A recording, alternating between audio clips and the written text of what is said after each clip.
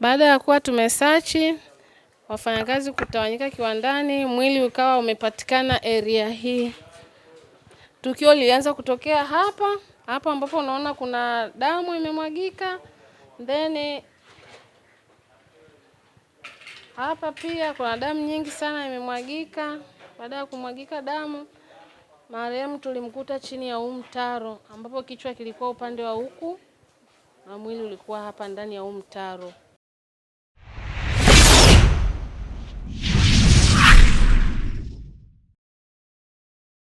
Mtazamaji wa Global TV, mimi naitwa Gabi Mtanzania. Tumefunga safari mpaka Mabibo ambapo kinapatikana kiwanda cha Xingli, kiwanda ambacho kinajihusisha na chupa taka kutengeneza kuwa bidhaa, kilichokuwa kikimilikiwa na marehemu Baozang Ji, raia wa Kichina aliyekuwa na umri wa miaka 50. Inadaiwa Ijumaa kuamkia Jumamosi limetokea tukio baya la kusikitisha ambapo walinzi wa kiwanda hicho wanaodaiwa kuwa ni Wamasai wanadaiwa kumpiga na kumpola pesa zaidi ya milioni 10 na kukatisha maisha. Nini kimetokea?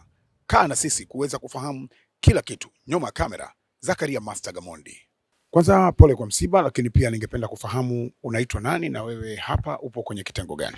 Okay, asante. Mimi naitwa Eva Sophie Michael. Mimi ni muhasibu katika hiki kiwanda cha Xingli Packaging Materials. Kwa lugha nyingine sisi ni recyclers au ni warejerezaji wa chupa za plastic kutoka kwenye taka kuja kwenye bidhaa. Na sisi ni tunatumia leseni ya TISEZA au EPZA. Zamani EPZA, sasa hivi ni TISEZA, kwa maana kwamba sisi tuna export bidhaa zetu ambazo tunaziproduce hapa kiwandani, tuna export. Yes. Nini kimepelekea kifo cha marehemu huyu raia wa Kichina? Kifo kilichopelekea huyu marehemu wa Kichina inasadikika kwamba ameuawa na walinzi wa Masai, wa Morani wa Kimasai, ambapo tukio limetokea mnamo kama saa 8 usiku hivi kwenda saa 9. Kwa sababu si wafanyakazi tumefika asubuhi siku ya Jumamosi, tukakutana na hiyo taharuki kwamba bosi ametoweka, hapatikani, na wamalinzi hao wa Kimorani ambao ni wa Kimasai nao hawapatikani. Kwa hiyo ikawa ni taharuki kubwa. Tumeripoti kwenye vyombo vya usalama, tukauliza, tukaambiwa hayupo. Tukauliza mageti jirani, walinzi jirani hapo, maana kabla hujafika kwetu kuna geti kubwa kwanza ndo unaingia huku. Tukauliza hapo walinzi, wakatuambia kuna Masai tu wamepita hapa usiku, kwamba nimewauliza vipi wote hapa ni mbona mnatoka sasa hivi na usiku? Wakanijibu kwamba mwenzangu anaumwa sana, so nampeleka hospitali. Kwa hiyo naye akasema kwa hali waliokuwa wamepita nayo akaamua tu aruhusu waende hospitali, yeye mwenyewe hakujua kinachoendelea. Nikamuuliza, hujamuona bosi wetu hapo Mchina, maana kiwandani naye ametoweka haonekani? Yule mlinzi akanambia hapana, bosi Mchina yupo huko ndani, hapa wamepita Wamasai tu, njia ndo hii, atapita wapi? Angalieni huko ndani. Badala ya hapo sasa mimi ndo nikawaambia wafanyakazi pamoja na meneja kwamba bosi hajatoka. Vituo vya jirani vya polisi ambavyo anapendelea kwenda kukiwa kuna shida, kama mfano ikitokea shida ataenda Urafiki, pia hajaonekana. Kwa hiyo naomba wafanyakazi wako wengi zaidi ya 100 watawanyike kiwandani, watafute kila kona. Ndio akaja wakampata akiwa ameuawa. Na walimpata muda gani tangia utoe hiyo taarifa, lakini walimkuta kwenye hali gani? Yaani taarifa ya kutoweka kwake tumeipata asubuhi saa 1 kama na dakika 20 na nusu kasoro, ambao meneja alinipigia kwamba wafanyakazi wako nje ya geti, bosi anapigiwa simu hapokei na wanagonga geti, Wamasai hawafungui. Naona nikamwambia hawafungui Akanambia sasa wafanyakazi wako nje, nipe namba ya babu Mchina ambaye babu analala hapa naye pamoja na bosi, lakini hawalali kitanda kimoja, kila mtu na nyumba yake. Mimi nikapiga simu kwa yule babu hajui Kiswahili wala Kiingereza, anajua Kichina tu, lakini nikimwambia babu fungua, kwa sababu anajua fungua geti, anajua ni geti. Akafungua kweli, akakutana na wafanyakazi. Taharuki ndo ilipoanzia hapo. Na Hawa walinzi ambao unasema ni Wamasai walikuwa na muda gani hapa kazini, na tangu wameanza hapa kazi labda mlikuwa mkiwajua wanatokea wapi, ndugu zao ni wakina nani, na mmefanya taratibu gani kuhakikisha kwamba labda mnaweza mkawapata? Okay. Hawa walinzi wa Kimasai ni sisi hapa ni wa kampuni. Ina maana sisi tulikuwa tunalipa kampuni, tumeletewa na kampuni ya Kimasai. Kwa hiyo ni walinzi wa Kimasai, lakini tumeletewa na bosi wao, wana kampuni yao ya Masai inaitwa Imayani nadhani. Ndio hiyo kampuni ambayo imetuletea sisi walinzi. Na toka wamefika hapa wana almost 1 month and a half, hawana muda mrefu. Kwa hiyo hata walivyotoweka hapo mpaka sasa hivi sisi inabidi tumtafute ule mlinzi wa Kimasai kwanza, kabla hata ya kumtafuta. Asubuhi Jumamosi wakati wafanyakazi wanagonga geti, yeye pia alikuwa mmoja wapo wa kufika mapema hapo getini, akidai kwamba amepigiwa simu na walinzi wake saa 9 usiku. Hajui walikuwa nataka kumwambia nini, lakini yeye alikuwa kalala, ameona simu alfajiri kwamba amekuja hapa anagonga geti, ameona hapafunguliwa, wafanyakazi wamemkuta hapa, amejaribu kupiga simu zao pia hazipatikani. Kwa hiyo alikuja kujua kuna shida gani, mbona wamemtafuta na usiku hao walinzi wa Kimorani wa Kimasai. Kwa hiyo tulivyoona kutokana na taharuki hiyo, mlinzi hakuweza kuondoka, akashikiliwa na jeshi la polisi kwamba yeye ndo alotuletea, maana sisi tunalipa kampuni ndo inaowalipa, yeye analipa walinzi. Kwa hiyo tukabidi jeshi la polisi likamshikilia kwa mpaka labda kwa uchunguzi kuhusiana na hilo tukio.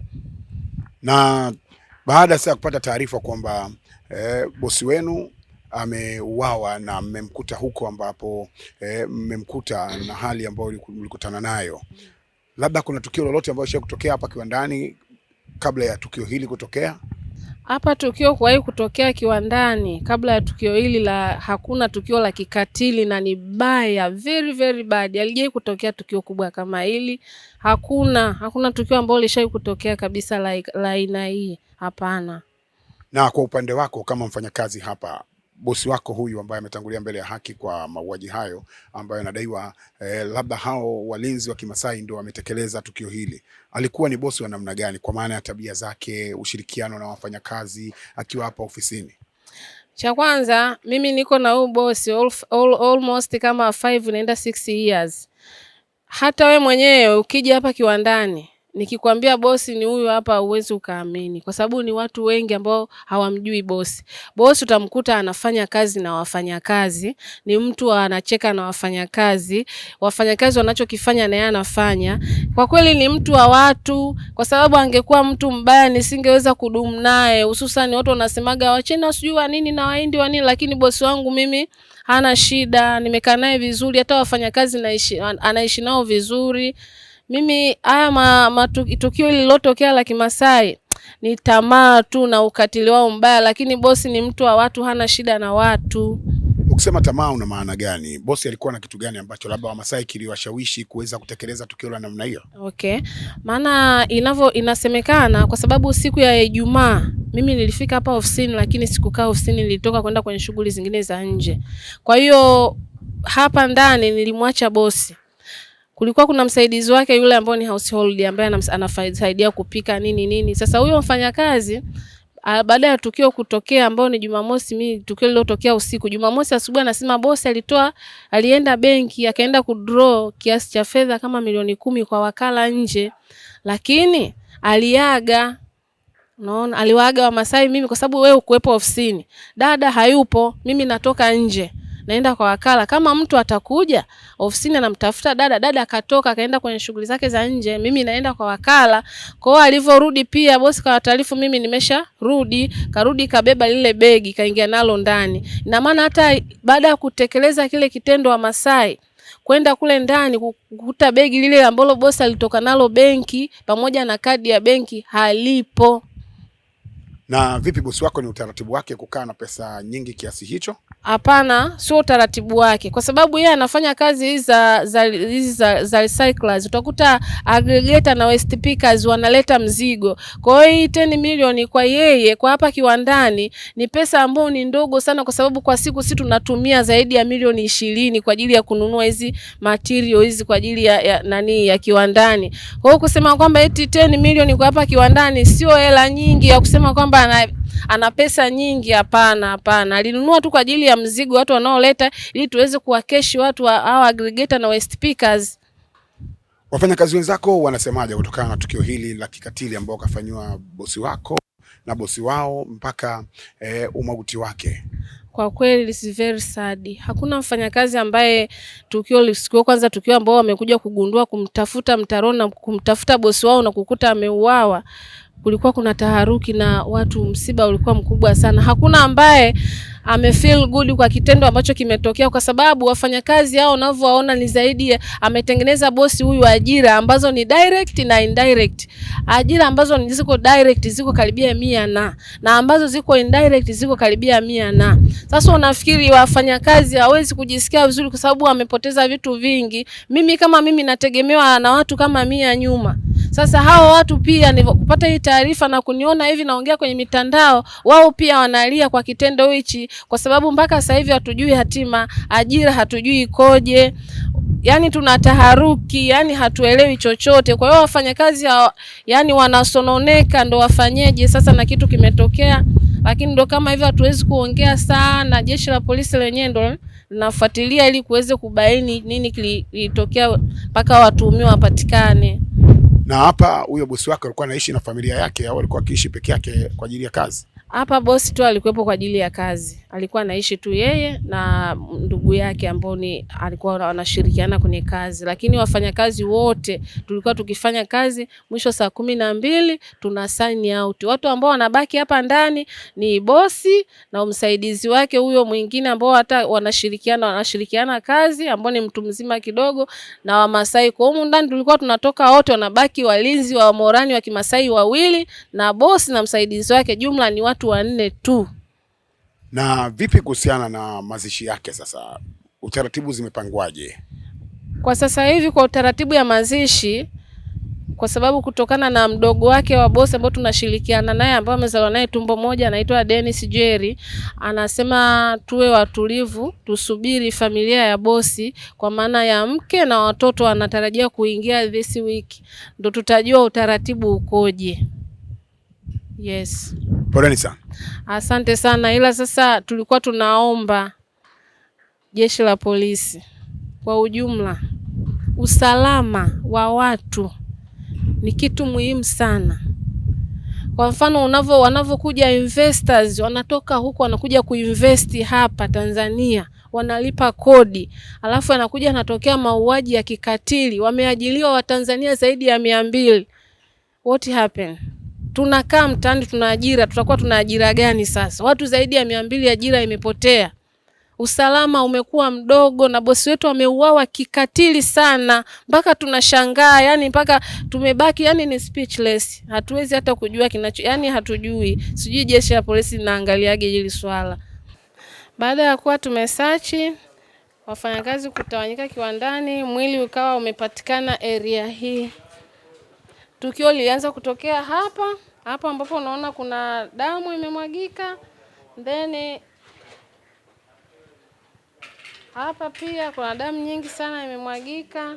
Baada ya kumwagika damu, marehemu tulimkuta chini ya mtaro, ambapo kichwa kilikuwa upande wa huku na mwili ulikuwa hapa ndani ya mtaro. Ndio tukio ambalo lilitokea hapa.